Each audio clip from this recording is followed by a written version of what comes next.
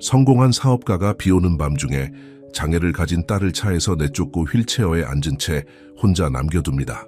하지만 10년 후 그녀가 유명한 피아니스트가 되자 그는 자신의 잔혹한 결정을 영원히 후회하게 만드는 어떤 것을 발견하게 되는데, 하지만 이야기를 계속하기 전에 구독하시고 오늘 어디서 시청하고 계시는지 아래에 댓글 남겨주세요. 김태준의 벤츠 고급 가죽 시트는 오늘 밤 그를 편안하게 해줄 수 없었습니다. 그의 손은 핸들을 꽉 잡고 있어 마디가 하얗게 질렸습니다.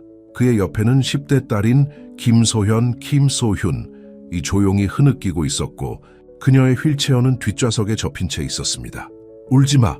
김태준 이 차 안에 그의 목소리가 울려 퍼지도록 소리쳤습니다. 네가 이런 행사에 더 이상 참석할 수 없는 이유가 바로 이것이다. 너 때문에 내가 모두 앞에서 망신을 당했다. 김소현은 떨리는 손으로 눈물을 닦았습니다. 죄송해요, 아빠. 잔을 떨어뜨릴 생각은 없었어요. 제 손이 아직도 가끔은 힘이 부족해요. 힘이 부족하다고? 사고 후 2년이나 지났다. 언제까지 그걸 변명으로 쓸 거야? 김태준의 말은 칼날처럼 공기를 가르며 날아갔습니다. 그의 마음속에서는 샴페인 잔 사고로 인해 자선 갈라가 망쳐졌습니다. 사업 파트너들의 시선, 속삭임, 동정 어린 시선, 그는 더 이상 견딜 수 없었습니다. 그들이 서울-부산 고속도로, 서울-부산 엑스프레스웨이를 따라 운전하는 동안 비가 더 거세졌습니다. 김소현의 조용한 흐느낌은 와이퍼의 리드미컬한 소리와 섞였습니다. 김태준의 머릿속은 그가 잃은 모든 사업 거래, 어머니의 죽음과 김소현의 사고 이후 딸을 돌봐야 했기 때문에 무산된 파트너십에 대한 생각으로 가득 차 있었습니다. 예고 없이 김태준은 길가에 차를 세웠습니다. 헤드라이트가 어둠을 가르며 앞에 텅 빈 길을 비췄습니다. 내려. 그의 목소리는 차갑고 단호했습니다. 뭐라고요? 김소현의 눈은 두려움으로 커졌습니다. 아빠, 제발 내리라고 했잖아. 김태준은 차에서 내려 김소현의 문으로 가서 문을 획 열었습니다. 비는 그의 고급 정장을 적셨고 그는 거칠게 그녀의 휠체어를 뒤에서 꺼냈습니다. 그는 화가 나서 급하게 휠체어를 펼쳤습니다. 아빠, 제발 그러지 마세요. 김소현은 그가 그녀를 채서 들어올려 휠체어에 앉히자 애원했습니다. 그녀의 여름 원피스는 이미 젖었고 긴 검은 머리카락은 비에 젖어 얼굴에 달라붙었습니다. 더 열심히 할게요. 약속해요. 김태준은 그녀의 얼굴을 보지 않았습니다. 볼 수 없었습니다. 대신 그는 운전석으로 돌아가 차에 타서 시동을 걸었습니다. 백미러를 통해 그는 고속도로 옆에 혼자 앉아 그의 떠나는 차를 향해 손을 뻗고 있는 16살 딸의 모습을 마지막으로 보았습니다. 이게 더 나아 그는 김소현의 모습이 백미러에서 점점 작아지면서 중얼거렸습니다. 그녀는 곧 발견될 것이다. 그녀가 나를 더 이상 끌어내리게 할 수 없어. 다음날 아침 김태준은 강남구 삼성동 자택 서재 강남구 삼성동 홈오피스에 앉아 위스키를 마셨습니다.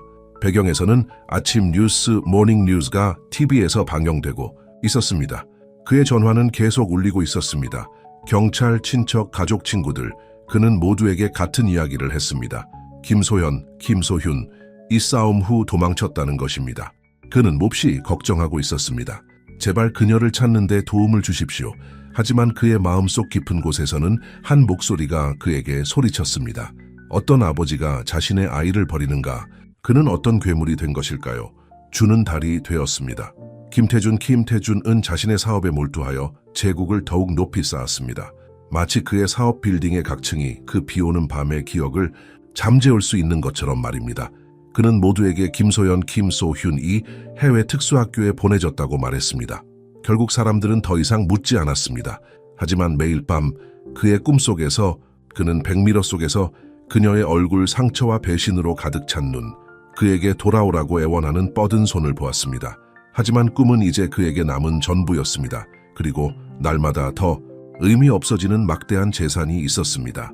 10년이 그렇게 지났고 김태준은 도시에서 가장 강력한 인물 중 한 명이 되었습니다. 그의 이름은 건물과 자선재단을 장식했지만 그 어떤 것도 그의 가장 큰 죄로 인해 생긴 공허함을 채워주지 못했습니다. 그는 김소현이 이 자신 없이 더 잘 살 것이라고, 그날 밤 누군가가 그녀를 찾았을 것이라고, 그녀가 어딘가 멀리서 좋은 삶을 살고 있을 것이라고 스스로를 설득했습니다. 그는 운명이 가장 예상치 못한 방식으로 그를 옳고 그르게 동시에 증명할 것이라고는 상상도 하지 못했습니다. 그 비오는 밤은 김소현, 김소윤 이야기의 끝이었을 수도 있습니다. 하지만 운명은 다른 계획을 가지고 있었습니다. 박선영, 박선영과 박민수, 민수는 인사동의 작은 음악점 A Small Music Shop in 인사동에서 집으로 돌아오는 길에 헤드라이트가 고속도로 옆에 특이한 것을 비추었습니다.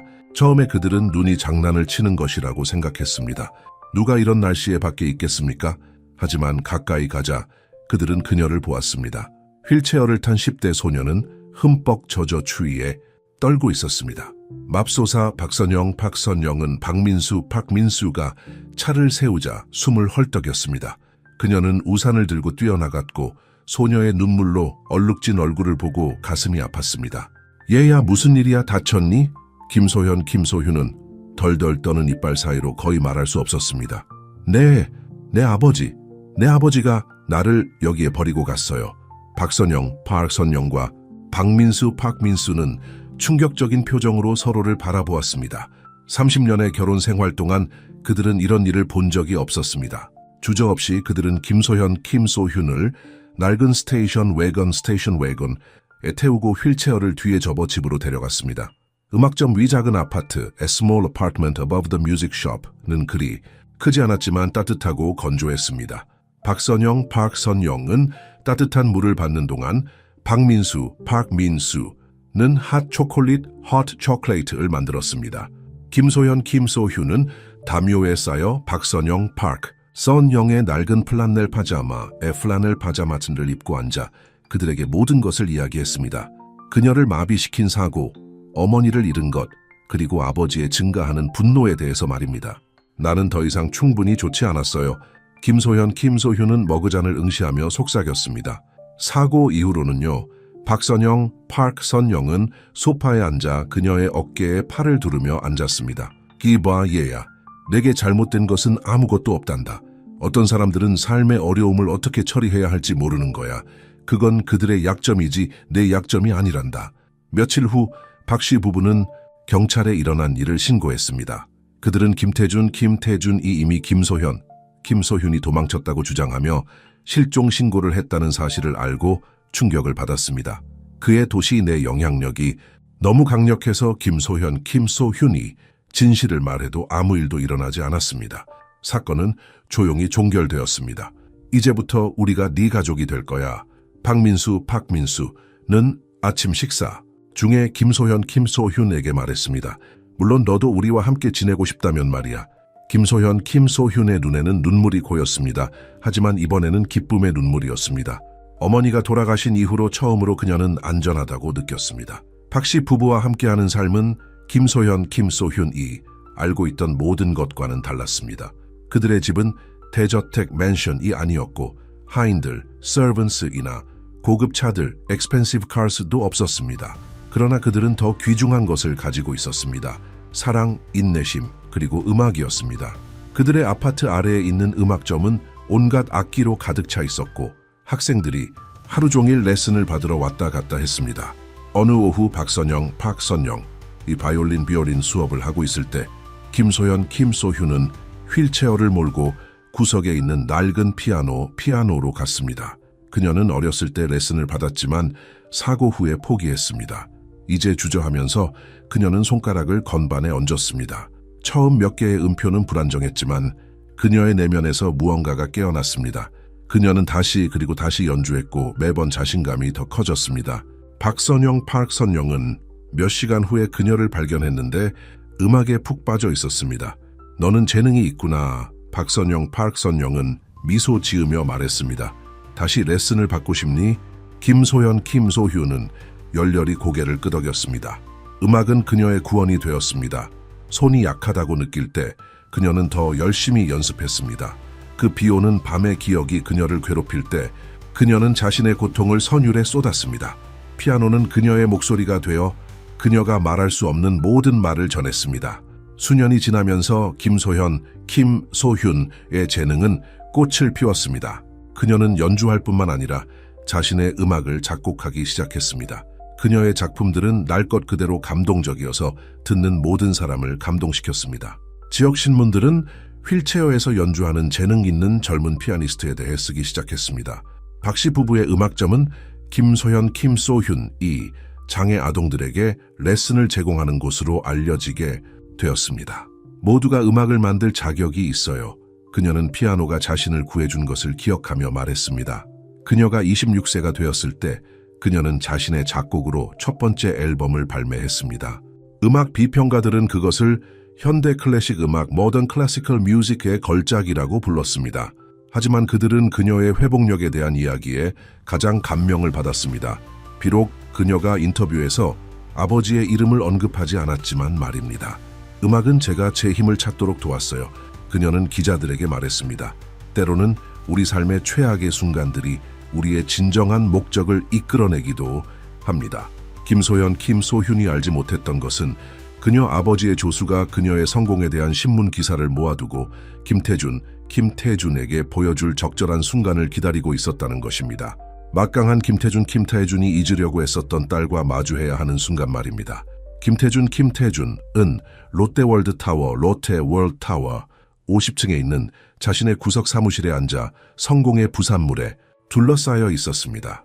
상패들 Awards이 벽을 장식하고 있었고 천장까지 닿는 창문 Floor to Ceiling Windows를 통해 그는 도시의 절반을 볼 수 있었습니다. 그의 이름이 권력과 존경을 의미하는 도시 말입니다. 하지만 그 어떤 것도 그에게 평화를 가져다 주지 못했습니다. 15년 동안 그의 조수였던 초이미영이 그날 아침 이상한 표정을 지으며 그의 문을 두드렸습니다. 그녀는 두꺼운 마닐라 봉투, thick manila envelope를 들고 있었습니다. 무슨 일이야 초이미영 씨? 김태준은 컴퓨터에서 눈을 거의 떼지 않고 물었습니다. 사장님 보셔야 할 것이 있습니다. 초이미영의 목소리는 약간 떨렸습니다. 그녀는 몇 달 동안 이 정보를 가지고 있었고 그녀의 상사가 점점 더 커지는 부에도 불구하고 더 깊은 고독 속으로 빠져드는 것을 지켜보았습니다. 그녀는 봉투를 그의 책상에 놓았습니다.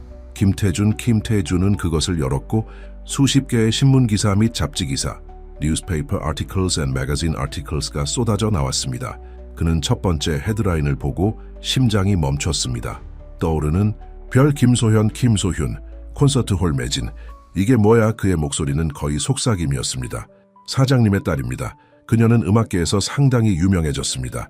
이것들은 지난 1년 동안 나온 것들입니다.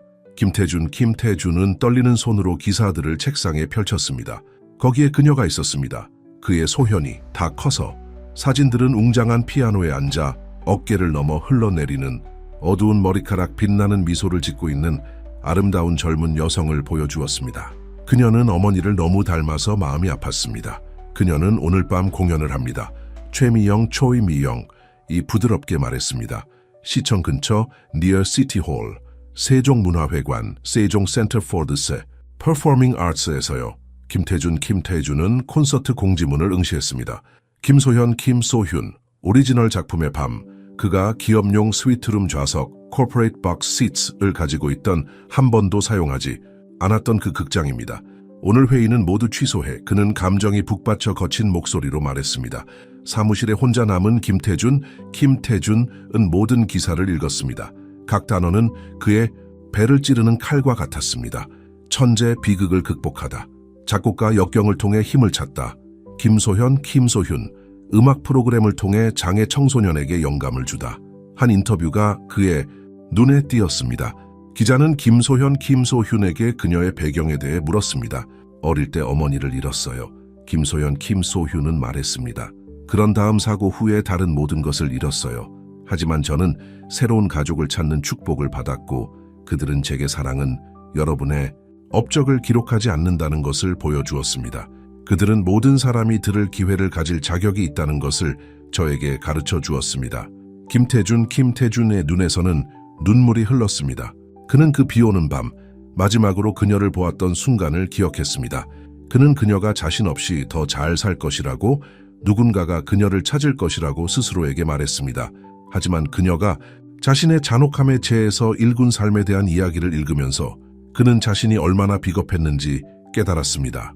그날 저녁 김태준은 그림자 속에 숨어 세종문화회관 세종 센터 for the Performing Arts의 기업용 스위트룸 코퍼레이트 박스 시트 뒷자리에 앉았습니다.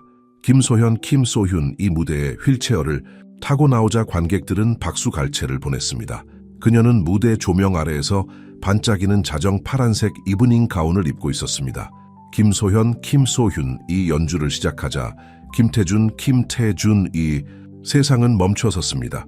그 음악은 그가 들어본 적이 없는 어떤 것과도 달랐습니다. 날 것 그대로 강력하고 고통으로 가득 차 있었지만 희망도 있었습니다. 각 음표는 상실, 배신, 그리고 승리에 대한 이야기를 들려주었습니다.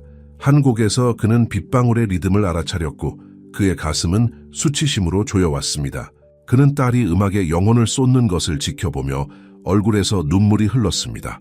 이 모든 세월 동안 그는 그녀가 남긴 공허함을 돈과 권력으로 채우려고 노력했습니다. 그러나 거기에 앉아 그녀의 연주를 들으면서 그는 자신이 가지고 있었던 가장 큰 보물로부터 도망치고 있었음을 깨달았습니다. 콘서트 후 김태준은 극장 측면 출입구의 그림자 속에 서서 팬들이 김소현, 김소윤 주위에 모이는 것을 지켜보았습니다. 그녀는 사인을 해주고 모든 사람들과 이야기했고 특히 그녀를 존경하는 눈으로 바라보는 휠체어를 탄 아이들과 이야기했습니다. 나이든 부부가 그녀 옆에 보호적으로 서 있었습니다. 기사에 언급된 음악점 주인들 김소현, 김소윤에게 자신이 제공했어야 할 사랑과 지원을 준 사람들, 그들은 그녀를 그토록 자랑스럽고 진심으로 애정 어린 눈으로 바라보았기에 김태준은 침입자처럼 느껴졌습니다. 채돌아온 김태준은 휴대전화를 꺼내 김소현, 김소윤의 소현음악재단 소윤 뮤직 파운데이션을 찾아보았습니다. 웹사이트에는 그녀가 장애 아동을 가르치고 콘서트를 조직하고 음악 교육을 위해 자금을 모으는 사진이 표시되었습니다. 그녀는 자신의 고통을 목적으로 바꾼 반면 그는 자신의 죄책감을 금으로 바꾸었습니다. 그날 밤 김태준은 잠을 잘 수 없었습니다. 그는 한남동 펜트하우스를 서성였고 김소현, 김소윤의 음악이 그의 머릿속에서 울리고 있었습니다. 그의 책상에는 그가 수십 번이나 쓰기 시작했던 편지가 놓여 있었습니다. 소연아, 네 아버지는 너에게 어울리지 않는 비겁한 사람이다. 그날 밤 김태준은 잠 못 이루었습니다. 그는 한남동 펜트하우스를 서성이며 김소현, 김소윤의 음악이 머릿속에서 맴돌았습니다. 그의 책상에는 수십 번이나 쓰다 만 편지가 놓여 있었습니다. 소현아, 네 아버지는 너에게 어울리지 않는 비겁한 사람이다. 공허함이 그를 덮쳤습니다. 자신이 저지른 일을 어떻게 설명하고 사과해야 할까요? 스스로도 용서할 수 없는 자신이 감히 용서를 구할 수 있을까요? 새벽이 서울을 밝히자 김태준은 결심했습니다. 그는 김소현에게 직접 다가가지 않기로 했습니다. 그럴 자격이 없었기 때문입니다. 대신 그는 익명으로 그녀의 재단을 돕는 방법을 찾기로 했습니다. 혹시 자신이 변했다는 것을 증명한다면 구원의 희망이 있을지도 모릅니다. 김태준은 운명이 그의 손을 강제로 움직일 것이며 그도 김소현도 예상치 못한 방식으로 부녀가 마주하게 될 줄은 몰랐습니다. 이지혜, 리지혜는 3년 동안 김소현 음악재단 소윤 뮤직 파운데이션에서 기부금과 서류를 관리하며 일했습니다. 그녀는 많은 관대한 기부를 보았지만 이번만큼은 달랐습니다. 그녀는 책상 위의 수표를 보며 손이 떨렸습니다. 익명의 기부자로부터 온 $100만 수표였습니다. 소현, 향! 이지혜는 김소현이 어린 학생과 레슨을 마치고 있는 연습실로 달려가며 외쳤습니다. 이걸 꼭 보셔야 해요. 김소현은 수표를 살펴보며 눈을 크게 떴습니다. 익명이라고요? 이름이 전혀 없나요? 쪽지 한 장이 있었습니다. 이지혜는 기부와 함께 온 편지를 건네주었습니다. 거기에는 이렇게 적혀 있었습니다. 음악을 통해 더 많은 아이들이 자신의 목소리를 찾도록 돕기 위해 김소현은 몰랐지만 김태준은 이 기부를 계획하는 데 몇 주를 보냈습니다. 그는 자신의 신원을 숨기기 위해 별도의 회사를 설립하여 어떤 것도 자신에게 추적될 수 없도록 했습니다. 하지만 이것은 시작에 불과했습니다. 그 후 몇 달 동안 재단에는 더욱 수수께끼 같은 선물들이 도착했습니다. 새 피아노들이 밤새 나타났고 장학금이 지원되었으며 향후 5년간의 임대료가 선불로 지급되었습니다. 각 선물에는 아이들이 자신의 목소리를 찾도록 돕는다는 같은 메시지가 담겨 있었습니다. 김소현은 익명의 기부자의 관대함에 감동했지만 메시지들에서 무언가 설명할 수 없는 방식으로 마음을 흔들었습니다. 그녀는 어느 저녁 박선영, 박선영과 함께 작은 음악점 A Small Music Shop in 인사동 문을 닫으면서 자신의 감정을 나누었습니다. 이상해요. 김소현은 악보를 정리하며 말했습니다. 이 선물들 어딘가 개인적인 것 같아요. 보낸 사람이 저를 아는 것 같아요. 박선영은 입양한 딸을 주에 깊게 바라보았습니다. 그게 걱정되니? 아니요. 김소현은 미소 지었습니다. 마치 누군가가 무언가를 만회하려고 하는 것 같아요. 한편 김태준은 김소현의 재단에 매료되었습니다. 그는 숨겨진 기업용 스위트룸 좌석, 코퍼레이트 박스 시트에서 모든 공개 콘서트에 참석하여 딸이 공연할 때마다 더욱 빛나는 모습을 지켜보았습니다. 그는 그녀의 활동에 대한 모든 기사를 읽고 모든 프로그램을 수집하고 그녀가 도운 모든 학생들을 추적했습니다. 그는 자신의 기업 관계를 통해 김소현의 재단이 주요 뉴스 네트워크에 소개되도록 조용히 준비했습니다. 그는 그녀의 모금 행사가 주요 방송 시간대에 방영되도록 했습니다. 항상 그림자 속에 머물면서 딸의 영향력이 커지는 것을 지켜보았습니다. 하지만 운명은 다른 계획을 가지고 있었습니다. 어느 날 아침 김태준의 전화가 울렸습니다.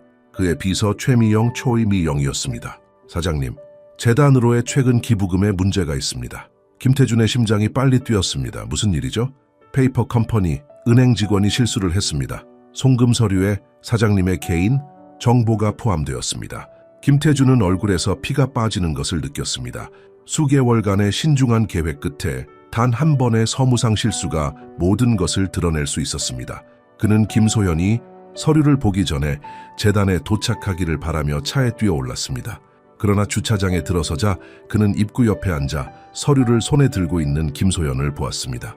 멀리서도 그녀가 울고 있다는 것을 알 수 있었습니다. 김태준은 10년 전 그날 밤처럼 손으로 핸들을 꽉 잡았습니다.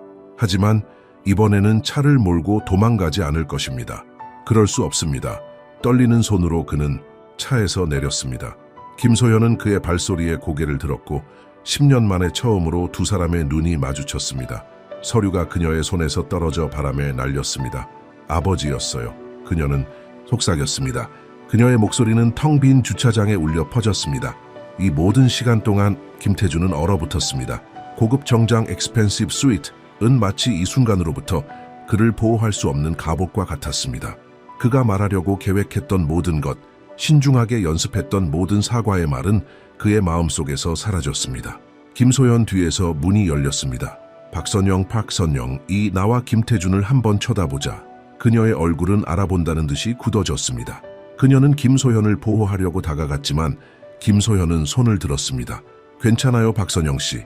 김소연은 이제 더욱 강한 목소리로 말했습니다. 아버지가 무슨 말씀을 하실지 들어야 해요. 김태준은 한 걸음 그리고 또 한 걸음 내디뎠습니다. 각 걸음은 수년간의 죄책감과 후회의 무게로 가라앉은 깊은 물을 걸어가는 것과 같았습니다. 마침내 딸 앞에 섰을 때 그는 수십 년 만에 처음으로 무언가를 했습니다. 도시의 절반을 소유한 강력한 사업가 김태준은 무릎을 꿇었습니다. 소현아, 그는 울먹이며 말했습니다. 눈물이 그의 얼굴을 타고 흘러내렸습니다. 여기에 있을 자격이 없어. 네 곁에 있을 자격도 없어. 하지만 네가 알아야 해. 네가 이해해야 해. 하지만 그가 말을 마치기도 전에 기자들이 주차장으로 쏟아져 들어왔고 카메라 플래시가 터졌습니다. 누군가 익명의 기부자 신원을 밀고 했습니다. 비밀은 드러났고 이제 전 세계가 김태준과 벌인 딸의 이야기를 알게 될 것입니다. 김소현은 다가오는 언론의 소동을 바라보다가 무릎을 꿇은 아버지를 바라보았습니다. 그 순간 그녀는 두 사람의 삶을 영원히 바꿀 선택을 해야 했습니다. 억만장자의 비밀스러운 수치, 김태준, 장애를 가진 딸을 버리다, 음악신동 김소연, 명성 뒤에 숨겨진 진실, 아버지의 죄책감, 용서를 사기 위한 $100만 기부, 이러한 제목들이 도시의 모든 신문 가판대에서 외쳤습니다. 김소현은 작은 음악점 A Small Music Shop in 인사동, 위에 작은 아파트 Small Apartment Above The Music Shop에 앉아 박선영과 박민수에게 둘러싸여 TV에서 펼쳐지는 언론의 광풍을 지켜보았습니다. 이걸 막을 수 있습니다. 박민수는 화난 얼굴로 말했습니다. 한마디만 하세요. 그러면 그 탐욕스러운 놈들을 내쫓겠습니다. 김소현은 고개를 저으며 18번째 생일에 박선영이 선물한 참 팔찌, 참 브레이슬레트를 만지작거렸습니다. 아니요. 어쩌면 이 일이 일어날 필요가 있었는지도 몰라요. 기자들이 도착한 후 주차장의 상황은 아수라장이 되었습니다. 박선영은 김소현을 다시 안으로 데려갔고 박민수는 언론을 막았습니다. 무릎을 꿇고 있던 김태준은 경호팀이 그를 데려가기 전까지 번쩍이는 카메라에 둘러싸여 있었습니다. 이제 24시간 후 그 이야기는 어디에나 있었습니다. 버려지기 전 10대 시절 김소현의 오래된 사진들이 TV 화면에 가득했습니다. 김태준이 김소현을 버린 날 밤 코엑스 컨벤션 센터, COX 컨벤션 센터에서 찍힌 보안 카메라 영상, 세큐리티 카메라 푸테이지까지 누군가 찾아냈습니다. 김소현의 전화는 끊임없이 울렸습니다. 토크쇼에서는 인터뷰를 원했고 기자들은 독점 기사를 원했습니다. 할리우드 프로듀서들까지 그녀의 이야기 판권을 사려고 전화를 걸어왔습니다. 그들에게 아무것도 빚지지 않았어요. 박선영은 단호하게 말하며 TV를 껐습니다. 그리고 그에게도 아무것도 빚지지 않았어요. 하지만 김소연은 더 이상 확신할 수 없었습니다. 아버지가 그녀 앞에 무릎을 꿇었을 때의 눈빛이 그녀를 괴롭혔습니다. 수년 동안 그녀는 이 순간을 상상해 왔습니다. 가장 힘든 시절, 그녀는 그를 공개적으로 망신주고 그 비오는 밤 자신이 느꼈던 고통을 느끼게 하는 것을 상상했습니다. 이제 그녀에게 그럴 힘이 있지만 무언가 그녀를 망설이게 했습니다. 김태준의 비서 최미영, 초이미영은 그날 아침 편지를 가지고 왔습니다. 김소현은 그것을 여전히 봉인된 차에 들고 있었습니다. 고급 봉투 expensive envelope를 통해 그녀는 10년간의 침묵의 무게를 느낄 수 있었습니다. 편지를 읽는 동안 우리가 여기 있어도 될까요? 박선영이 부드럽게 물었습니다. 김소연은 입양 어머니의 손을 잡았습니다. 아니요, 혼자 해야 해요. 박선영과 박민수가 떠난 후 김소연은 피아노로 갔습니다. 그녀의 안전한 장소였습니다. 떨리는 손으로 그녀는 편지를 열었습니다. 사랑하는 소현아, 내가 한 일을 정당화할 말은 없다. 그날 밤 이후 매일 나는 용서할 수 없는 죄를 지었다는 것을 알고 살았다. 나는 네가 나 없이 더 잘 살 거라고 스스로에게 말했고 네가 된 놀라운 여자를 보니 아마 그랬을지도 모른다. 나는 용서를 구하지 않는다. 그럴 자격이 없다. 하지만 내 기부가 네 사랑을 되찾으려는 시도가 아니었음을 알아야 한다. 그것은 내 잔혹함에도 불구하고 네가 된 특별한 사람에게 경의를 표하는 유일한 방법이었다. 언론은 기사를 원할 것이다. 그들은 나를 괴물로 묘사하거나 감동적인 구원 이야기를 만들어내려 할 것이다. 진실은 나는 구원받을 자격이 없는 괴물이다. 네가 그들에게 무엇을 말하든 나는 받아들일 것이다. 내가 할 수 있는 최소한의 일이다. 내가 바라는 것은 이 일이 내 재단을 해치지 않기를 바라는 것이다. 나는 변호사들에게 기부받은 모든 자산의 소유권을 조건 없이 너에게 직접 이전하도록 지시했다.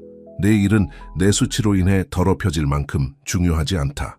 깊은 후회와 끝없는 존경을 담아 아버지 김태준, 김소현은 피아노 위에 편지를 놓았고 눈물이 건반 위로 떨어졌습니다. 밖에서는 기자들이 그녀의 이름을 부르고 아래 가게 창문을 통해 카메라가 클릭하는 소리가 들렸습니다. 그녀의 휴대폰이 울렸습니다. 재단의 이지혜, 리지혜로부터 온 문자였습니다. 아이들이 소연 양을 묻고 있습니다. 이 모든 일 때문에 음악 레슨이 중단될까봐 걱정하고 있습니다. 김소연은 눈을 감고 자신을 올려다보고 음악에서 희망을 발견한 많은 어린아이들의 얼굴을 떠올렸습니다. 그녀는 자신의 여정, 이 방에서 울며 아버지가 자신을 버린 이유를 묻던 밤들을 생각했습니다. 하지만 그녀는 또한 재단에 온 모든 아이들에게 한 말을 기억했습니다. 음악은 우리가 지닌 고통이 아니라 계속 연주할 힘을 찾는 것입니다. 김소현은 눈을 뜨고 책상으로 갔습니다. 그녀는 전화를 들고 최미영, 초이미영이 남긴 번호를 걸었습니다. 김태준, 사장님 사무실입니다. 최미영이 대답했습니다. 저는 김소현입니다. 그녀는 안정된 목소리로 말했습니다. 아버지께 내일 아침 재단에서 만나자고 전해주세요. 아버지만. 언론도 경호원도 없이. 알겠습니다. 김소현 양. 특별히 시간을 정해드릴까요? 김소현은 피아노를 바라보았습니다. 그녀가 버려진 후 첫 번째 곡을 작곡했던 곳이었습니다. 그녀는 공개적으로 연주한 적이 없는 곡이었습니다. 아침 9시요. 그리고 아버지께 들어야 할 준비를 하라고 전해주세요. 전화를 끊은 후 김소연은 피아노로 돌아왔습니다. 그녀의 손가락이 건반을 찾았고 그녀는 오래된 곡을 연주하기 시작했습니다. 상실과 고통, 그리고 가장 어두운 밤에도 살아남을 수 있는 사랑에 대한 곡이었습니다. 아래에서 기자들은 계속 창문을 통해 질문을 외쳤습니다. 하지만 김소연은 더 이상 그들을 듣지 못했습니다. 그녀는 이미 머릿속에서 새로운 곡을 작곡하고 있었습니다. 10년의 간극을 물지 아니면 영원히 닫을지 결정할 곡이었습니다. 오전 8시 45분 재단 건물은 텅 비어 있었습니다. 김소연은 모든 직원들에게 오늘 늦게 출근하라고 부탁했습니다. 그녀는 주 연습실에 그랜드 피아노에 앉아 손가락을 가볍게 건반에 대고 기다리고 있었습니다. 정확히 9시에 그녀는 정문이 열리는 소리를 들었습니다. 그런 다음 발걸음 소리가 들렸습니다. 느리고 주저하는 발걸음이었습니다. 김태준이 문간에 나타났는데 신문에 나온 강력한 사업가의 모습과는 전혀 달랐습니다. 그의 양복은 구겨져 있었고 넥타이는 느슨했으며 눈 밑에 다크서클은 그가 잠을 자지 못했음을 보여주었습니다. 오셨네요. 김소연이 조용히 말했습니다. 피아노에서 시선을 돌리지 않았습니다. 네가 시키면 불 속으로도 걸어갈 거야. 김태준은 거친 목소리로 대답했습니다. 김소연의 손이 건반 위로 움직이며 부드러운 선율을 연주했습니다. 이 곡 알아듣겠어요? 김태준은 더 가까이 다가가서 들었습니다. 기억이 떠오르자 그의 얼굴이 변했습니다. 네 어머니, 네가 어렸을 때 잠들도록 이 곡을 연주하곤 했지. 기억하시는군요. 김소연의 손가락이 건반에서 멈췄습니다. 기억하실 줄 몰랐어요. 모든 걸 기억해 소연아. 생일도 발표회도 모든. 그의 목소리가 끊겼습니다. 내가 괴물이 되기 전 모든 순간을. 김소연은 휠체어를 돌려 그를 향했습니다. 왜 제 공연에 계속 오셨어요? 진실을 말씀해 주세요. 김태준은 근처 의자에 털썩 주저앉았고 그의 어깨는 처졌습니다. 처음에는 우연이었어. 그 광고판에서 내 공연 광고를 봤어. 네가 괜찮은지 보고 싶다고 스스로에게 말했지. 그런데 네가 연주하는 걸 듣고 그는 눈을 닦았습니다. 내 음악은 그날 밤 네가 하지 못했던 말들을 모두 해주었어. 아버지는 날 괴롭혔어요. 김소연은 간단히 말했습니다. 몸뿐만 아니라 영혼까지. 알아. 김태준의 목소리는 속삭임에 가까웠습니다. 아니, 아버지는 몰라요. 김소연의 목소리가 더 강해졌습니다. 그날 밤 아버지가 차를 몰고 도망갔을 때 저는 죽을 줄 알았어요. 추위나 비 때문이 아니라 제 아버지가 저를 바라보고 사랑할 가치가 없는 것을 보았다는 사실 때문이었어요. 김태준은 마치 그녀가 그를 때린 것처럼 움찔했습니다. 소연아, 제발 제 말을 끝까지 들어주세요. 그녀가 그의 말을 잘랐습니다. 박씨 부부는 그날 밤 제 목숨을 구한 것만이 아니었어요. 진정한 사랑이 무엇인지 알려주었어요. 장애가 있다고 해서 제가 무가치한 사람이 아니라고 보여주었어요. 제가 연필을 잡을 수 없을 때마다, 손이 너무 떨려 음표를 칠 수 없을 때마다 그들은 곁에 있었어요. 힘든 일이 생겼을 때 도망가지 않았어요. 김태준의 눈에서 눈물이 흘러내렸습니다. 그들은 제가 영원히 따라갈 수 없는 더 나은 사람들이에요. 이건 그들에 대한 이야기가 아니에요. 김소연은 말했습니다. 아버지와 저에 대한 이야기예요. 알아야 할 게 있어요. 10년 만에 왜 익명의 기부를 통해 도와주려고 했어요? 왜 저에게 직접 오지 않았어요? 김태준은 일어서서 창가로 걸어가 자신이 짓는 데 도움을 준 도시를 내려다보았습니다. 나는 겁쟁이야. 저 밖의 모든 건물, 계좌의 모든 돈 모두 내 겁쟁이에 대한 기념비야. 아니에요. 김소희는 말했습니다. 아버지와 저에 대한 이야기예요. 알아야 할 게 있어요. 10년 만에 왜 익명의 기부를 통해 도와주려고 했어요? 왜 저에게 직접 오지 않았어요? 김태준은 일어서서 창가로 걸어가 자신이 짓는 데 도움을 준 도시를 내려다보았습니다. 나는 겁쟁이야. 저 밖의 모든 건물, 계좌의 모든 돈, 모두 내 겁쟁이에 대한 기념비야. 더 큰 고통으로부터 당신을 보호하기 위해 멀리 떨어져 있었던 겁니다. 하지만 사실은 제 자신을 보호하고 있었던 거죠. 제가 저질렀던 일을 마주할 수 없었어요. 소현이는 그의 휠체어를 더 가까이 밀어붙였습니다. 그리고 이제는요? 태준은 그녀에게로 돌아서며 붉어진 눈으로 말했습니다. 이제는 아무리 많은 돈으로도 제가 망가뜨린 것을 고칠 수 없다는 것을 알았습니다. 하지만 시도는 해야 했습니다.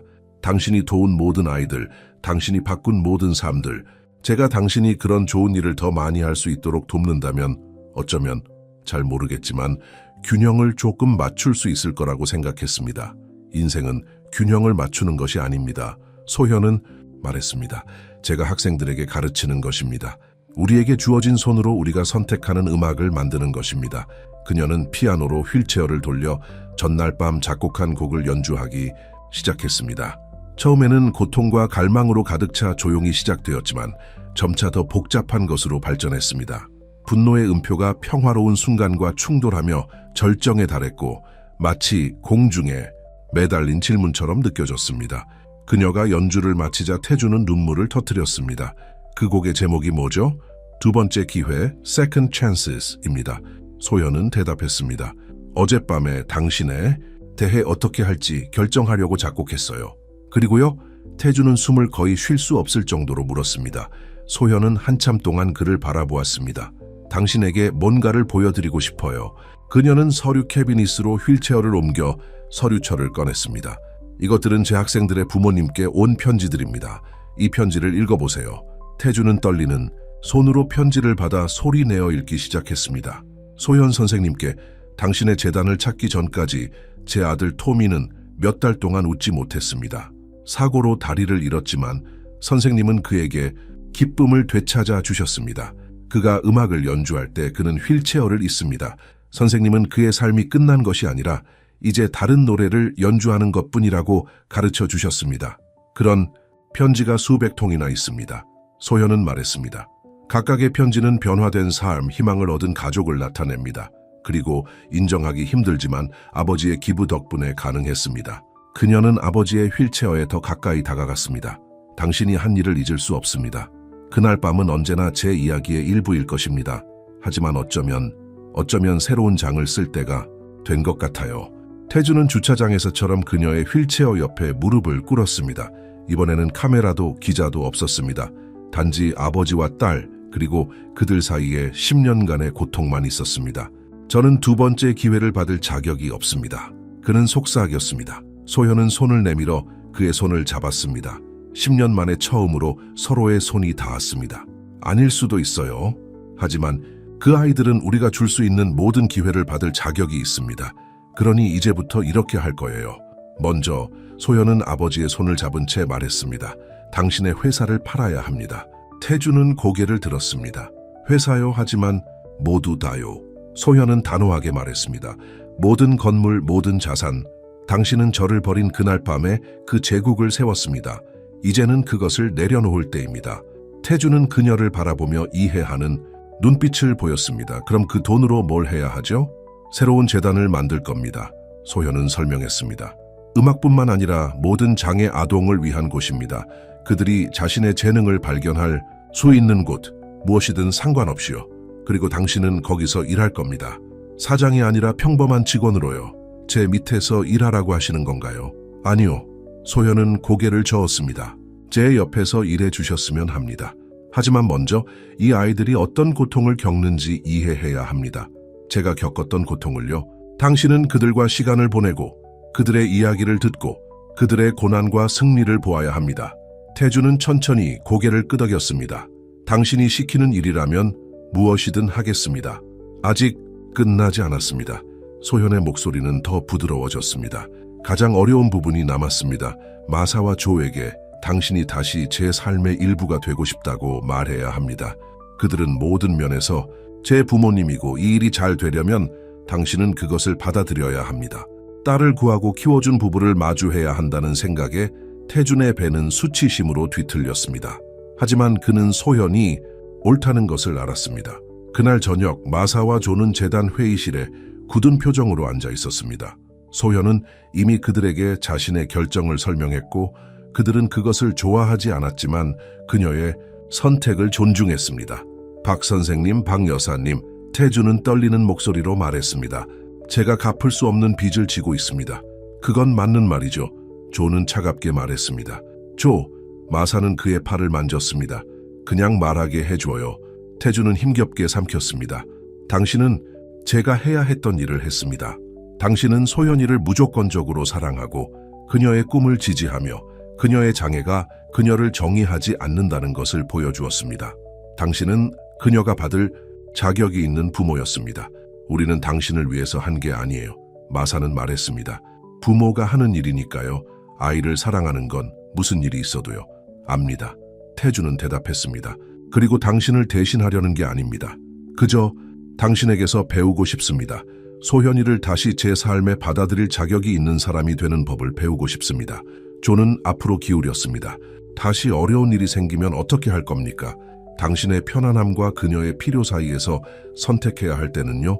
그래서 모든 것을 팔고 있습니다. 태주는 설명했습니다. 더 이상 제국도 돈과 권력 뒤에 숨지도 않습니다. 단지 잘못을 바로잡으려는 아버지일 뿐입니다. 마사는 그를 자세히 살폈습니다. 소현이가 새로운 재단에 대해 말해줬어요. 당신은 맨 밑에서부터 시작한다는 것을 이해하고 있죠? 태주는 고개를 끄덕였습니다. 제가 받을 자격이 있는 것보다 더 많은 것입니다. 다음 몇 주는 급격한 변화의 소용돌이였습니다. 비즈니스 뉴스 채널은 도시에서 가장 강력한 인물 중 한 명인 김태준이 자신의 회사 전체를 매각했다는 헤드라인으로 폭발했습니다. 소현이 마침내 그들의 계획을 설명하기 위해 한 번의 텔레비전 인터뷰에 응할 때까지 그의 동기에 대한 추측이 난무했습니다. 그 인터뷰는 수백만 명이 시청했습니다. 휠체어에 앉아 당당하고 우아한 소현은 용서와 두 번째 기회에 대해 이야기했습니다. 그녀 옆에 앉은 태주는 그녀가 장애 아동을 위한 두 번째 기회, Second Chance Center for Children with Disabilities를 발표했을 때 겸손해 보였습니다. 아버지의 가장 큰 죄는 그날 밤 저를 버린 것이 아니었습니다. 소현은 인터뷰어에게 말했습니다. 제 장애가 저를 무가치하게 만든다고 믿었던 것입니다. 이 센터를 통해 우리는 모든 아이들에게 그들이 가치가 있고 그들의 어려움이 그들을 정의하지 않는다는 것을 보여주고 싶습니다. 반응은 압도적이었습니다. 그들의 이야기에 감동받은 다른 기업 지도자들은 지원을 약속했습니다. 전국에서 장애 아동의 가족들이 연락해 왔습니다. 심지어 태준의 전 사업 라이벌들 중 일부도 도움을 제공했습니다. 하지만 진짜 일은 이제부터 시작이었습니다. 매일 아침 태준은 고급 정장이 아닌 아이들과 함께 일하기에 적합한 단순한 옷을 입고 재단에 도착했습니다. 그는 음악 프로그램에서 시작하여 소현의 학생들이 악기를 설치하도록 돕고 그들의 이름과 이야기를 배우기 시작했습니다. 처음에 아이들은 그를 경계했습니다. 그들은 뉴스를 보고 그가 누구인지 알고 있었습니다. 하지만 천천히 그들이 그의 세상을 배우려고 애쓰는 모습을 지켜보면서 그를 받아들이기 시작했습니다. 어느 날 소현과 비슷한 휠체어를 탄 어린 소년이 악보에 손이 닿지 않아 어려움을 겪고 있었습니다. 생각 없이 태주는 서둘러 도왔습니다. 안 돼요. 소현이 외쳤습니다.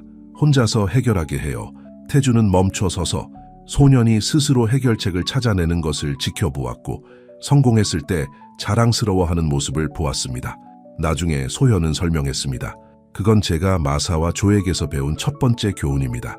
때로는 누군가를 사랑한다는 것은 그들이 자신의 힘을 찾도록 내버려 두는 것을 의미합니다.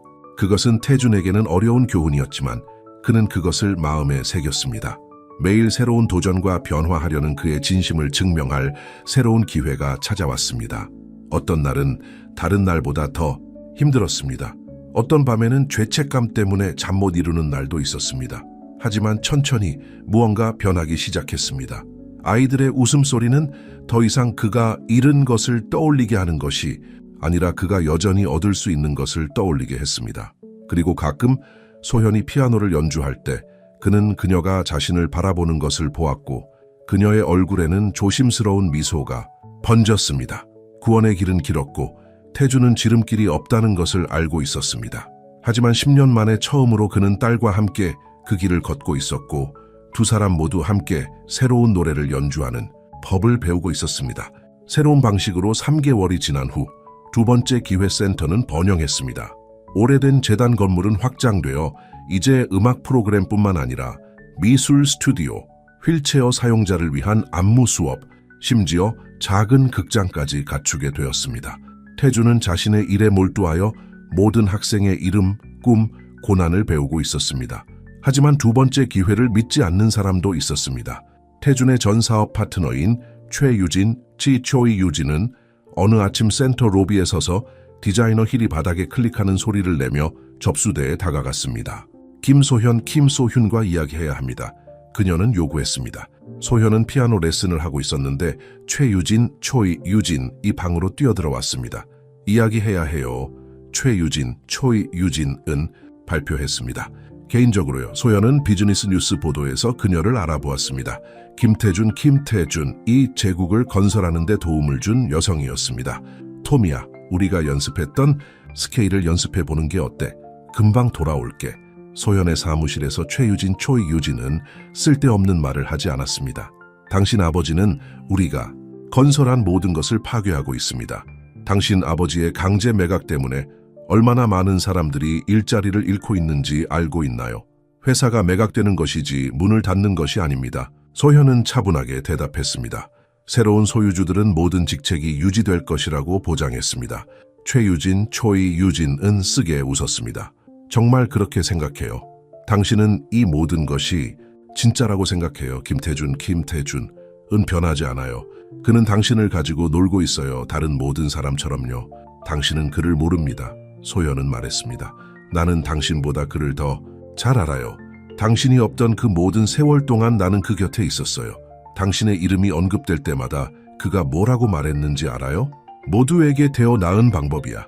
그가 가장 좋아하는 말이었죠. 소연의 손은 휠체어의 팔걸이를 움켜쥐었습니다. 여기 왜 온 거죠? 최유진, 초이유진 씨? 최유진, 초이유진은 서류철을 꺼냈습니다. 누군가가 당신에게 진실을 보여줘야 하기 때문이에요. 이것들은 김태준이 수년 동안 한 모든 자선 기부 기록입니다. 날짜에 대해 흥미로운 점을 알아차렸나요? 소현은 서류를 넘겨보았습니다. 각 기부는 주요 사업 거래 또는 세금 시즌과 일치했습니다. 그는 자선을 사업적 이점을 위해 사용했습니다. 정확히 최유진, 초이유진은 차갑게 미소 지었습니다. 그것이 당신 아버지가 하는 일입니다. 그는 모든 것을 심지어 죄책감까지도 이익으로 바꿉니다. 그리고 이제 그는 다시 당신과 이 센터를 이용해 기업 역사상 가장 큰 이미지 개선을 하고 있습니다. 바로 그때 태준이 문간에 나타났습니다. 그는 새로운 악기를 내리는 것을 돕다가 밖에 최유진, 초이유진의 차를 보고 있었습니다. 나가. 그는 날카로운 목소리로 말했습니다. 최유진, 초이유진은 돌아서며 비웃었습니다. 안녕하세요. 김태준 씨. 당신 딸과 조금 이야기하고 있었어요. 흥미로운 서류를 보여주고 있었죠. 소현아. 태준은 사무실로 들어서며 말했습니다. 그녀가 무슨 말을 하든 사실이에요? 소현은 기부 기록을 들고 중단했습니다. 당신의 모든 자선 활동은 세금 감면과 홍보를 위한 것이었나요? 태준의 얼굴이 떨어졌습니다. 예, 그는 인정했습니다. 그 당시에는 모든 것이 사업에 관한 것이었습니다. 하지만 이것은 다릅니다. 저는 달라졌습니다. 정말요? 최유진, 초이유진이 도전했습니다. 아니면 더 긴 게임을 하고 있는 건가요? 이 모든 일이 끝나면 당신은 모든 것을 포기하고 속죄한 영웅이 될 겁니다. 당신의 사업 가치는 3배가 될 겁니다. 나가라고 했잖아. 태준은 최유진, 초이유진에게 다가갔지만 소현은 그들 사이에 휠체어를 밀었습니다. 아니요. 소현은 단호하게 말했습니다. 그냥 있게 해요. 모든 것을 듣고 싶어요. 모든 조작, 모든 계획. 더 이상 비밀은 없어요. 다음 1시간 동안 최유진, 초이유진은 10년 동안 태준의 사업 관행을 설명했습니다. 이익 동기에 묶인 모든 자선 기부, 최대 이익을 위한 모든 공개 출연, 심지어 소현의 재단에 대한 그의 익명의 기부조차도 세금 혜택을 만들어냈습니다. 최유진, 초이유진이 마침내 떠났을 때 소현은 침묵 속에 앉아 센터 마당에서 놀고 있는 아이들을 바라보았습니다. 태준은 그녀 뒤에 서서 기다리고 있었습니다. 당신이 변했다고 믿고 싶었어요. 소현은 마침내 말했습니다. 저는 변했습니다. 태준은 그녀를 마주하기 위해 움직였습니다. 예, 저는 자선을 사업에 이용했습니다. 예, 저는 계산적이고 냉정했습니다. 하지만 그 아이들을 만나고 당신이 가르치는 것을 보고 진정한 용기가 무엇인지 배우면서 모든 것이 바뀌었습니다. 증명해 보세요. 소현이 도전했습니다. 어떻게요? 소현은 책상으로 휠체어를 옮겨 서류를 꺼냈습니다. 이것은 새로운 센터 서류입니다. 당신을 놀라게 하고 싶었어요. 우리를 동등한 파트너로 만들도록 작성했습니다. 태준은 서류를 응시했습니다. 소현아, 하지만 이제 그녀는 계속했습니다. 먼저 다른 서류에 서명해야 합니다. 그녀는 그에게 다른 서류를 건넸습니다. 이것은 당신 회사 매각의 모든 수익을 맹목적 신탁으로 이전하는 것입니다. 당신은 그 돈을 통제할 수 없습니다. 독립적인 이사회가 센터를 위해 관리할 것입니다. 모든 것을 포기하라고 하시는 건가요? 태준이 물었습니다. 이것이 또 다른 사업, 거래가 아니라는 것을 증명해 주셨으면 합니다. 당신에게 나는 또 다른 거래가 아니라는 것을요. 소현의 목소리는 약간 갈라졌습니다. 나는 당신의 딸입니다. 태주는 서류를 보고 그 다음 딸을 바라보았습니다. 그녀의 눈 속에서 그는 10년 전 그 비오는 밤에 직면했던 것과 같은 도전을 보았습니다. 다시 한번 그는 자신의 부와 그의 딸 사이에서 선택해야 했습니다. 주저없이 그는 펜을 들고 서명했습니다. 돈은 중요하지 않았어요. 그는 서명된 서류를 그녀에게 다시 건네주며 말했습니다. 당신을 잃기 전까지는 몰랐어요. 소연은 서명을 자세히 살펴보고 아버지를 바라보았습니다. 최유진, 초이유진 이 한 가지는 맞았어요. 당신은 적절한 말을 하는데 매우 능숙해요. 그럼 제 말을 믿지 마세요. 태주는 대답했습니다. 이것을 믿으세요. 그는 휴대폰을 꺼내 번호를 누른 후 스피커폰으로 바꿨습니다. 미영 씨, 이사회에 전화해서 알려주세요. 제가 회사를 단순히 매각하는 것이 아니라 전부 기부한다고요. 두 번째 기회 장애아동센터 신탁에 전부 다 말이죠. 소연의 눈이 커졌습니다. 그 회사는 수십억 달러의 가치가 있었습니다. 센터에 필요한 것보다 훨씬 많았습니다. 사장님, 미영 씨의 목소리는 충격을 받은 듯 했습니다. 확실하세요? 물론입니다. 김태준은 소연을 바라보았습니다. 이제 게임은 그만두고 음악을 시작할 때입니다. 전화를 끊은 후 소연은 피아노로 갔습니다.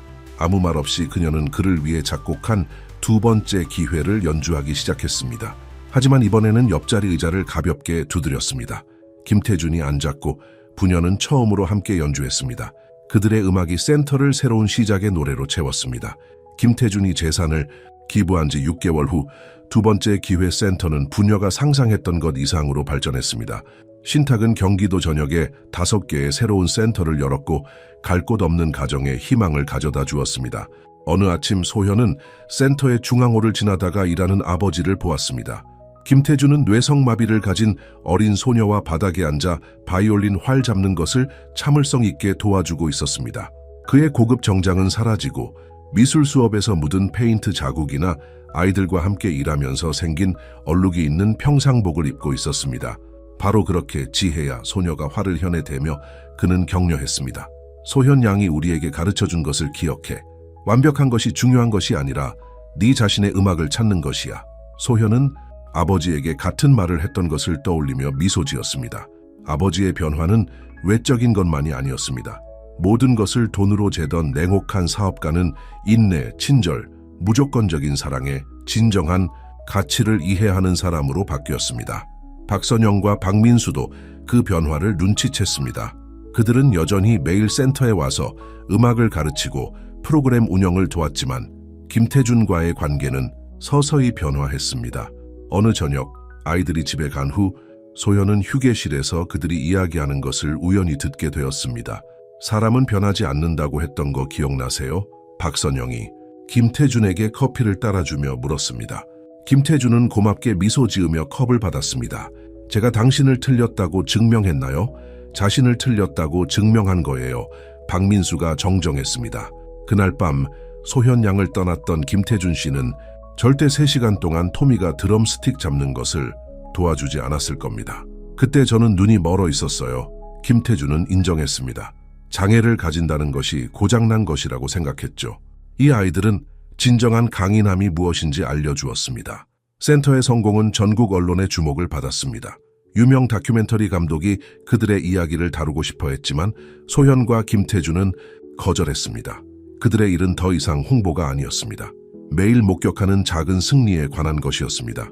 예를 들어 사고로 휠체어를 타게 된 후 말을 하지 못했던 토미가 음악 치료 중 갑자기 노래를 따라 부른 순간이나 손재주가 없어 악기를 다룰 수 없다고 들었던 사라가 특수 제작된 키보드를 마스터한 순간과 같습니다. 하지만 그들의 가장 큰 어려움은 경기도청의 편지로 다가왔습니다. 예산 삭감으로 인해 공립학교의 특수 교육 프로그램이 위협받고 있었습니다. 수백 명의 장애 아동들이 예술과 음악 교육에 기회를 잃게 될 것이었습니다. 뭔가 해야 해요. 소연은 아버지와 함께 서재에서 편지를 검토하며 말했습니다. 김태준은 예산 수치를 연구했습니다. 신탁으로는 경기도 전체의 프로그램을 감당할 수 없습니다. 제가 이전에 운영했던 회사의 모든 자원을 가지고 있어도 부족합니다. 소현은 창가로 가서 마당에 있는 아이들을 바라보았습니다. 그들 중 일부는 즉흥 공연을 하고 있었고 휠체어와 보행기가 원을 그리며 놓여 있었고 악기는 각자의 필요에 맞게 개조되었습니다. 그들이 만든 음악은 완벽하지 않았지만 그 진솔함 속에서 아름다웠습니다. 그럼 다른 방법을 찾겠어요. 그녀는 아버지에게로 돌아서며 말했습니다. 오늘 아침 지혜에게 가르쳐준 것을 기억하세요. 네 자신의 음악을 찾는 것 말이에요. 김태준의 눈이 빛났습니다. 생각이 있나요? 소연은 미소 지었습니다. 사실 교향곡 전체가 있어요. 그 후 몇 주 동안 센터는 활기 넘치는 곳이 되었습니다. 소연과 김태준은 학생들의 부모들에게 연락을 취했는데 그들 중 많은 사람들이 다양한 분야에서 영향력 있는 직책을 맡고 있었습니다. 그들은 경기도 전역에서 학생들이 전문 음악가들과 함께 공연하는 일련의 콘서트를 기획했습니다. 공연은 단순한 쇼가 아니었습니다. 가능성을 보여주는 것이었습니다. 각 학생은 자신의 이야기를 공유하며 음악과 예술이 자신의 삶을 어떻게 변화시켰는지 보여주었습니다. 공연에 참석한 기업인, 정치인, 지역사회 지도자들은 그들이 목격한 힘을 무시할 수 없었습니다. 하지만 가장 강력한 순간은 경기도청에서 열린 마지막 콘서트에서 일어났습니다. 소연은 특별한 곡을 작곡했고 처음으로 센터 학생들로 구성된 오케스트라와 함께 연주했습니다. 무대에 올라서자 소연은 청중석에 있는 가족들을 보았습니다. 자랑스러운 표정의 박선영과 박민수, 그리고 눈가에 이미 눈물이 그렁그렁한 김태준이었습니다. 아이들은 그녀 주위에 자리를 잡았고 각자 도전과 승리의 다른 이야기를 대표하고 있었습니다. 이 곡의 제목은 선택받은 가족입니다. 소연은 꽉 찬 강당에 발표했습니다. 때로는 가장 강한 유대감이 우리가 태어날 때부터 가지고 있는 것이 아니라 우리가 다시 맺기로 선택한 것일 때가 있기 때문입니다. 음악은 부드럽게 시작되었고 각 아이는 자신의 역할을 수행했으며 개조된 악기들이 소연의 피아노와 어울렸습니다. 선율은 상실과 거절에 대해 이야기하며 위기의 순간으로 치달았습니다. 비, 버려짐, 어둠 말입니다. 하지만 희망이 사라지는 듯한 순간 새로운 주제가 등장했습니다. 박선영과 박민수의 사랑의 소리가 부드러운 화음으로 표현되었습니다. 장애로 정의되기를 거부한 각 아이의 결의는 높아지는 현악기로 전달되었습니다. 그리고 마지막으로 화해와 구원의 주제가 소연의 피아노와 김태준이 가르쳤던 지혜가 연주하는 바이올린의 이중주로 연주되었습니다. 마지막 음표가 사라지자 강당 안에는 눈물을 흘리지 않는 사람이 없었습니다. 기립박수는 10분 동안 이어졌습니다. 더 중요한 것은 일주일 만에 경기도의회가 특수교육 예술 프로그램에 대한 예산을 유지할 뿐만 아니라 증액하기로 결정했다는 것입니다. 그날 저녁 콘서트가 끝난 후 정리를 하던 중 김태준은 인사동의 작은 음악점 위 작은 아파트에 있는 소연의 옛 연습실에서 소연을 발견했습니다. 오늘 깨달은 게 있어요. 그는 그녀의 피아노 옆에 앉으며 말했습니다. 무슨 말씀이세요? 10년 전 저는 짐을 내려놓았다고 생각했어요. 대신에 당신이 특별한 사람이 되는 것을 보지 못할 기회를 포기했죠. 그는 피아노 건반을 부드럽게 건드렸습니다. 평생 그 실수를 만회하려고 노력할 거예요. 소연은 그의 손을 자신의 손으로 덮었습니다. 과거를 만회하는 것에 대해 생각하는 것을 그만두고 미래를 최대한 활용하는 것에 대해 생각할 때가 된 것 같아요. 김태준은 딸을 바라보았습니다. 한때 자신이 너무 눈이 멀어 알아보지 못했던 강인함과 지혜가 그녀의 얼굴에 가득했습니다. 좋겠네요. 그는 부드럽게 말했습니다. 정말 좋겠네요. 김태준과 소연이 주차장에서 재회한 지 정확히 1년 후 두 번째 기회센터는 매우 특별한 행사를 개최했습니다. 메인 공연장은 가족, 학생, 후원자들로 가득 차 있었습니다. 무대에는 제1회 가족 콘서트, 새로운 시작을 축하하며 라는 배너가 걸려 있었습니다. 소연은 무대 뒤편 휠체어에 앉아 관객들이 들어오는 것을 지켜보았습니다. 그들 중에는 그녀의 여정을 보여주는 얼굴들이 있었습니다. 앞줄에 앉아 자랑스러운 표정을 짓고 있는 박선영과 박민수, 스스로 교사가 된 옛 제자들, 음악을 통해 자녀가 자신의 목소리를 찾은 부모들, 그리고 김태준의 진정한 변화를 보고 예상치 못한 동맹이 된 최유진까지 말입니다. 긴장되세요? 김태준이 바이올린 케이스를 들고 그녀 옆에 나타났습니다. 소연은 미소 지었습니다. 공연에 대해서는 아니에요. 하지만 우리가 공개적으로 함께 연주하는 것은 처음이거든요. 그럼 김태준은 넥타이를 고쳐 매었습니다. 그녀를 버렸던 그날 밤에 착용했던 넥타이였고 이제는 그들이 얼마나 멀리 왔는지를 상기시켜주는 물건이 되었습니다. 제가 실수하면 아이들에게 항상 하는 말을 기억하세요. 완벽한 것이 중요한 게 아니야. 그들은 함께 말하며 웃었습니다. 조명이 어두워지고 소연은 열렬한 박수를 받으며 무대로 나갔습니다. 그녀 뒤에는 5개 센터의 학생들이 자리를 잡았습니다. 휠체어를 탄 학생도 있고 보행기를 사용하는 학생도 있고 특수 제작된 악기를 사용하는 학생도 있었습니다. 1년 전 소연은 말을 시작했습니다. 저는 제 이야기가 상실과 버려짐에 관한 것이라고 생각했습니다. 하지만 저는 예상치 못한 곳에서 가족을 찾는 것에 관한 것이라는 것을 알게 되었습니다. 그녀는 박선영과 박민수를 가리켰습니다. 우리가 가장 필요할 때 우리를 사랑하기로 선택한 사람들에 관한 것입니다. 그녀의 눈은 김태준에게 향했습니다. 그리고 모든 것이 망가진 것 같을 때 다시 시도할 용기에 관한 것입니다. 김태준은 무대에 합류하여 바이올린을 들었습니다. 바이올린은 모두에게 놀라운 일이었습니다. 그는 몇 달 동안 몰래 레슨을 받아 딸과 함께 음악을 나누고자 했습니다. 오늘 밤 마지막 곡은 비와 무지개입니다. 소연이 발표했습니다. 아버지와 제가 함께 작곡했고 매우 특별한 음악가들과 함께 연주하고 싶습니다. 음악은 부드럽게 시작되어 소현의 피아노가 오래전 그 비오던 밤의 선율을 전달했습니다. 김태준의 바이올린이 합류했고 처음에는 마치 용서를 구하는 질문처럼 머뭇거렸습니다. 그런 다음 한 명씩 학생들이 자신의 파트를 더했습니다. 각각 여정의 다른 부분을 나타내는 것이었습니다. 음악을 통해 다시 목소리를 찾은 토미는 맑고 순수한 음표를 불렀습니다. 뇌성마비를 가진 지혜는 결의에 차서 화를 현해되었습니다. 각 아이는 자신의 목소리를 교향곡에 더했고 서로 다른 능력과 도전 속에서 아름다운 것을 만들어냈습니다. 음악이 커지자 그들 뒤 스크린에 사진이 나타나기 시작했습니다. 경기도청에서 공연하는 아이들, 바이올린을 가르치는 김태준, 레슨을 하는 박선영과 박민수 학생들과 함께 작곡하는 소현 등입니다. 마지막 이미지는 그날 아침의 모습이었습니다. 2번째 기회센터에 확장된 가족 전체, 수백 개의 미소 짓는 얼굴들이 수용과 사랑의 진정한 의미를 보여주고 있었습니다. 곡은 부녀의 이중주로 마무리되었고 그들의 악기는 화해와 희망의 선율로 서로 얽혀 있었습니다. 마지막 음표가 사라지자 관객들의 박수갈채가 터져 나오기 전에 잠시 완벽한 침묵이 흘렀습니다. 그날 저녁 군중들이 집으로 간 후 소현은 1년 전 처음으로 진솔한 대화를 나누었던 연습실에 홀로 앉아있는 아버지를 발견했습니다. 후회하세요? 그녀가 물었습니다. 모든 것을 포기한 것을요? 김태준은 고개를 저었습니다. 모든 것을 포기한 게 아니에요. 마침내 중요한 모든 것을 찾았어요. 그는 지갑에서 오래된 사진을 꺼냈습니다. 어린 시절 첫 피아노에 앉아있는 소현의 모습이었습니다. 이것을 몇 년 동안 간직했어요. 당신 없이 사는 편이 낫다고 스스로를 설득했을 때조차도 이것을 버릴 수 없었어요. 소현은 더 가까이 다가가 사진을 들었습니다. 그날 밤 후 몇 년 동안 저는 화가 났어요. 당신에게만 화가 난 게 아니라 걷는 능력을 빼앗아간 삶에도 화가 났어요. 제 이야기는 항상 상실에 관한 것이라고 생각했어요. 그리고 지금은요?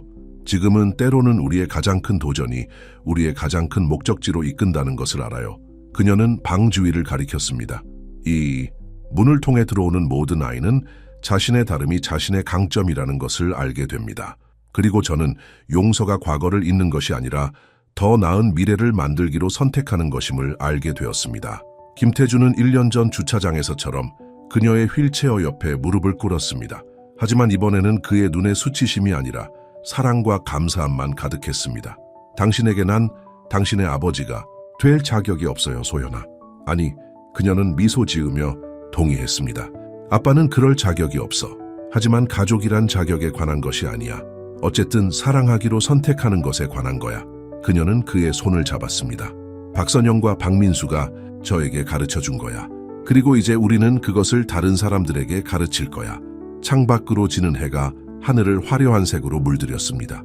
아래 마당에서는 몇몇 학생들이 여전히 연습을 하고 있었고 그들의 음악은 더 나은 날들의 약속처럼 위로 떠올랐습니다. 집에 갈 준비 됐어요? 김태준이 일어서며 물었습니다.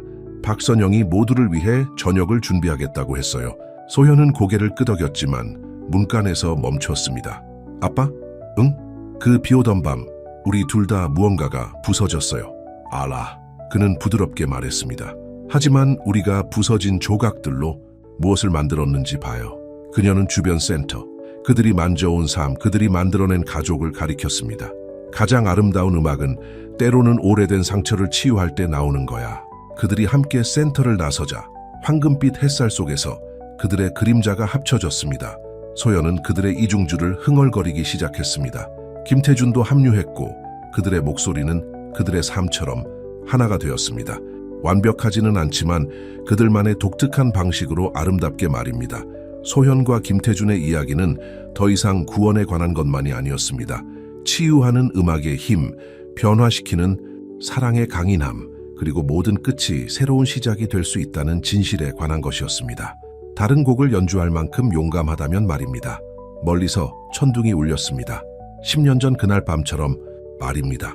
하지만 이번에는 부녀가 함께 집으로 향했고 그들의 마음은 음악으로 가득 차 있었고 한번 회복된 어떤 유대감도 진정으로 다시 끊어질 수 없다는 것을 알고 있었습니다. 끝!